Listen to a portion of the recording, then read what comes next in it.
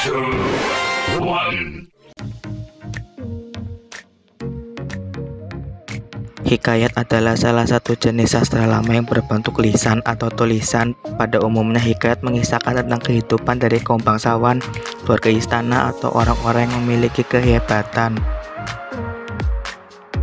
Ciri-ciri teks hikayat: menggunakan bahasa Melayu kuno atau klasik, bersifat istana sentris yaitu belataran kerajaan, prologis yaitu cerita tidak masuk akal atau fiksi, statis yaitu bersifat kaku dan tetap, anonim yaitu pengarangnya tidak jelas, arkais yaitu kata-kata yang jarang digunakan. Unsur intrinsik dalam hikayat: yang pertama, tema. Tema merupakan gagasan yang mendasari cerita. 2. Alur. Alur merupakan jaringan peristiwa atau jalannya peristiwa dalam cerita hikayat. 3. Latar. Latar merupakan tempat, waktu, suasana yang tergambar dalam cerita. 4. Tokoh dan penokohan. Tokoh merupakan nama pelaku dalam hikayat, sedangkan penokohan merupakan watak tokoh. 5. Sudut pandang. Sudut pandang merupakan posisi atau kedudukan yang dalam menuliskan cerita. 6.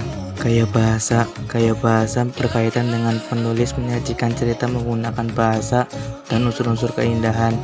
7. Amanat. Amanat merupakan pesan yang disampaikan oleh pengarang melalui cerita. Unsur ekstrinsik dalam hikayat: yang pertama, latar belakang agama. Yang kedua, adat. Yang ketiga, budaya. Dan yang keempat, nilai dan norma kehidupan.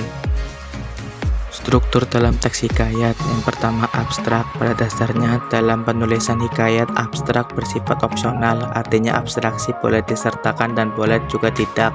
Dengan begitu, struktur abstraksi bergantung pada penulis hikayat itu sendiri. Yang kedua, orientasi. Orientasi adalah salah satu bagian teks yang berkaitan dengan beberapa aspek, mulai dari aspek waktu, tempat, dan suasana. Yang ketiga, komplikasi. Komplikasi adalah urutan kejadian yang mengaitkan antara sebab dan akibat. Komplikasi dapat juga diartikan sebagai puncak masalah dan munculnya konflik.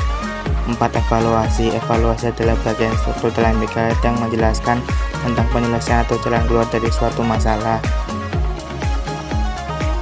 Yang kelima, resolusi. Resolusi adalah bagian yang menawarkan solusi terhadap permasalahan yang sudah diciptakan oleh penulis di dalam hikayat. Dan yang terakhir adalah koda.